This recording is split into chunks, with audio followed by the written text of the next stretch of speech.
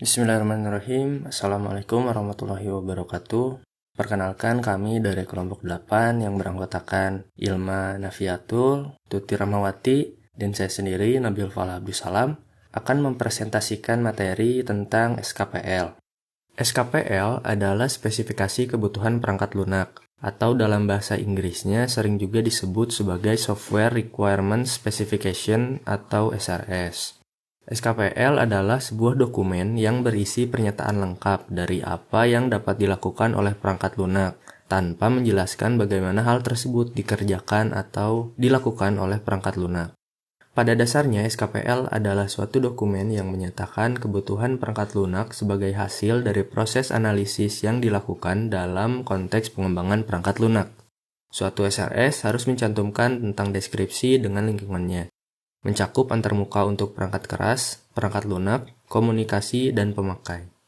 Tujuan dari SKPL atau SRS yang pertama adalah mendokumentasikan rancangan perangkat lunak yang diinginkan dan disepakati pengguna atau klien. Yang kedua, mendokumentasikan kebutuhan sistem sebelum diimplementasikan oleh pengembang. Dan yang ketiga, memberikan informasi berupa batasan-batasan sistem dari perangkat lunak yang akan dikembangkan. Selanjutnya adalah manfaat dari SKPL atau SRS. Yang pertama adalah sebagai bentuk perjanjian antara customer dan supplier tentang software apa yang akan dibuat. Yang kedua, mengurangi beban dalam proses pengembangan software atau perangkat lunak. Yang ketiga, sebagai bahan perkiraan biaya dan rencana penjadwalan dalam pengembangan perangkat lunak. Yang keempat, sebagai dasar validasi dan verifikasi software di ujung penyelesaian proyek nantinya. Jadi setelah perangkat lunak selesai dibuat, SKPL ini dijadikan patokan apakah perangkat lunak yang dibuat telah sesuai dengan SKPL atau belum. Atau apakah perangkat lunak yang sudah dibuat telah sesuai dengan yang telah disepakati dengan klien atau belum. Lalu selanjutnya adalah memfasilitasi transfer semisal software atau perangkat lunak tersebut ingin ditransfer ke pengguna atau mesin-mesin yang lain. Nah, maksudnya adalah customer akan mudah jika ingin mentransfer software ke bagian-bagian lain dalam organisasinya.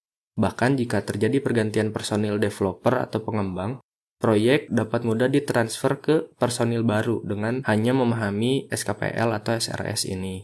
Lalu yang terakhir adalah mendasari perbaikan produk software di kemudian hari. Jadi kadang SRS boleh diperbaiki dengan alasan dan mekanisme tertentu serta atas kesepakatan antara customer dan developer. Baik, selanjutnya saya akan menjelaskan tentang karakteristik SKPL yang baik. Nah, karakteristik SKPL yang baik adalah sebagai berikut, yaitu yang pertama, benar. Nah, benar di sini bisa dianggap benar jika setiap kebutuhan yang tercantum dalam dokumen adalah kebutuhan yang akan dipenuhi oleh perangkat lunak. Tidak ada tools atau prosedur yang dapat menjamin kebenaran. Untuk memverifikasinya, SKPL harus diperbandingkan dengan spesifikasi-spesifikasi yang mendahuluinya. Nah, yang kedua yaitu tidak ambigu. Nah, di sini SKPL tidak ambigu jika setiap kebutuhan yang ditetapkan hanya memiliki satu interpretasi. Kemudian yang ketiga yaitu lengkap. Nah, SKPL bisa dianggap lengkap jika sudah melibatkan elemen-elemen seperti yang pertama, semua kebutuhan-kebutuhan penting sudah tercakup dari segi fungsionalitas, performansi, batasan perancangan, atribut, atau antarmuka eksternal. Selanjutnya yang kelima yaitu pengurutan berdasarkan kepentingannya atau kestabilannya. Nah, suatu SKPL diurutkan berdasarkan tingkat kepentingan atau kestabilan dari setiap kebutuhannya. Hal tersebut dapat diberikan suatu tanda untuk menunjukkan kepentingan atau kestabilannya. Selanjutnya, yang keenam yaitu dapat diverifikasi. Nah, suatu SKPL disebut dapat diverifikasi jika dan hanya jika setiap kebutuhan yang dinyatakan di dalamnya dapat diverifikasi. Suatu kebutuhan dapat diverifikasi jika dan hanya jika ada suatu proses yang tepat atau cost efektif dan dapat dilakukan untuk memeriksa apakah suatu produk perangkat lunak sudah memenuhi kebutuhan. Jadi, secara umum, kebutuhan yang ambigu tidak dapat diverifikasi. Selanjutnya yang ketujuh yaitu dapat dimodifikasi. SKPL dapat dimodifikasi jika dan hanya jika strukturnya memungkinkan setiap perubahan terhadap kebutuhan dapat dibuat secara mudah, lengkap, dan konsisten, dengan tetap mempertahankan struktur dan gaya yang digunakan. Kemampuan dapat dimodifikasi umumnya menuntut SKPL yang seperti yaitu memiliki organisasi yang mudah digunakan dengan daftar isi, indeks, dan cross-reference. Yang kedua, tidak ada redundansi atau duplikasi yang tidak perlu. Jadi, suatu kebutuhan tidak muncul lebih dari satu tempat di SKPL.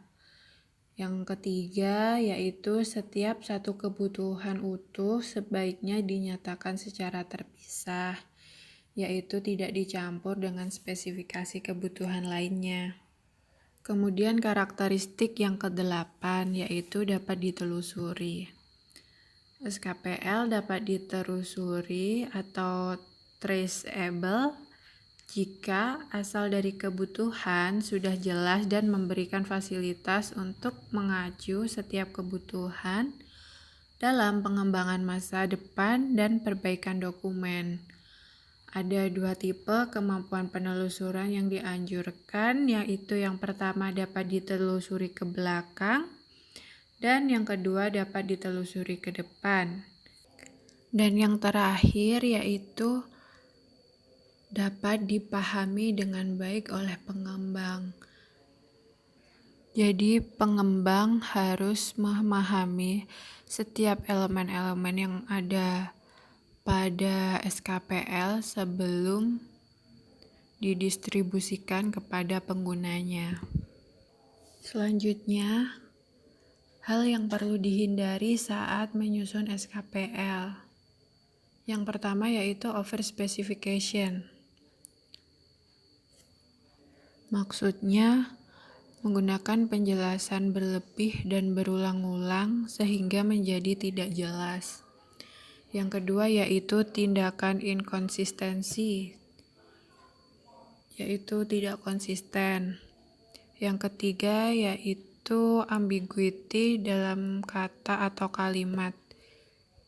Jadi SKPL tidak boleh membingungkan baik bagi pembuat ataupun yang akan menggunakannya. Kemudian yang keempat yaitu menuliskan mimpi-mimpi, yaitu hal-hal yang tidak bisa dilakukan. Jadi SKPL ini harus nyata dan dapat direalisasikan.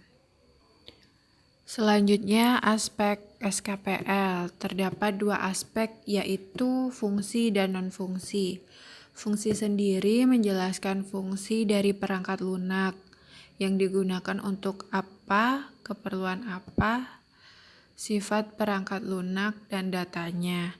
Sedangkan yang non-fungsi terdapat 4 komponen, yaitu yang pertama dependability, yang di dalamnya termasuk reliability, maintainability, security, dan integrity.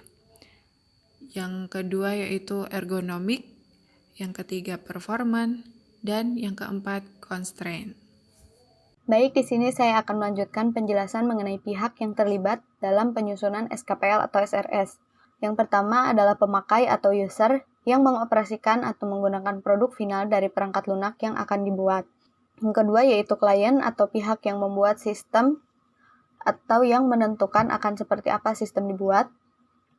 Lalu ada sistem analyst atau sistem engineer yang biasa melakukan kontak teknik pertama dengan klien dan bertugas menganalisis persoalan, menerima requirement, dan menulis requirement. Yang keempat adalah software engineer yang bekerja setelah kebutuhan perangkat lunak dibuat. Selanjutnya ada programmer yang menerima spesifikasi perancangan perangkat lunak, membuat kode dalam bentuk modul, dan menguji dan juga memeriksa modul. Yang keenam adalah test integration group, yaitu kumpulan orang yang melakukan tes dan mengintegrasi modul. Selanjutnya ada maintenance group yang memantau dan merawat performance sistem perangkat lunak yang dibuat selama pelaksanaan dan pada saat modifikasi muncul. Yang kedelapan yaitu technical support atau orang-orang yang mengelola pengembang perangkat lunak, termasuk konsultan atau orang yang mempunyai kepandaian lebih tinggi. Yang terakhir yaitu staff atau clerical work yang bertugas mengetik, memasukkan data, dan membuat dokumen. Selanjutnya ada format penulisan SKPL. Yang pertama pendahuluan. Diawali dengan tujuan yang menerangkan dokumen SKPL ini dibuat dan digunakan oleh siapa. Selanjutnya lingkup masalah yang berisi deskripsi singkat tentang sistem yang akan dikembangkan. Selanjutnya ada definisi, akronim, dan singkatan, yaitu penjelasan dari semua singkatan istilah yang digunakan dalam dokumen. Selanjutnya ada referensi yang berisi rujukan dari dokumen, seperti buku, panduan, dokumen lain yang dipakai pada sistem yang dikembangkan, dan sebagainya. Yang terakhir dari pendahuluan yaitu ada deskripsi umum dokumen yang berisi sistematika pembahasan dokumen ini. Bab selanjutnya berisi deskripsi umum perangkat lunak, yang berisi pertama deskripsi umum sistem yang memberi gambaran umum sistem baik dalam bentuk gambar atau narasi yang dapat memberikan gambaran secara jelas tentang aplikasi dan konteksnya. Yang kedua yaitu fungsi produk. Berisi fungsi-fungsi sistem yang utama dan diberikan langsung kepada pengguna. Yang ketiga yaitu karakteristik pengguna yang berisi minimal sebuah tabel dengan 3 kolom berisi karakteristik pengguna, tugas dan hak akses ke aplikasi, juga dihubungkan dengan fungsi utama yang muncul pada fungsi produk. Yang keempat yaitu batasan-batasan yang berisi batasan jika ada sistem terhadap software atau hardware sistem lain. Yang kelima adalah asumsi dan kebergantungan. Di sini menjelaskan mengenai spesifikasi server agar sistem beroperasi dengan baik. Pada bab selanjutnya yaitu dituliskan deskripsi rincian kebutuhan. Yang pertama, kebutuhan antarmuka eksternal. Ini diisi jika sistem memerlukan fasilitas khusus. Yang kedua yaitu kebutuhan fungsional yang berisi deskripsi umum sistem, bisa dilihat melalui diagram konteks agar pengguna dapat memperoleh gambaran umum dari sistem yang dikembangkan. Yang ketiga yaitu deskripsi data atau data requirement yang berisi mengenai data statis dan data dinamis yang dibutuhkan. Yang keempat yaitu kebutuhan non-fungsional yang berisi data requirement non-fungsional. Yang kelima yaitu batasan perancangan atau batasan desain yang misalnya harus menggunakan lib yang sudah ada. Yang keenam yaitu kerunutan atau traceability untuk menilai apakah hasil analisis runut dan logis. Yang ketujuh yaitu ringkasan kebutuhan.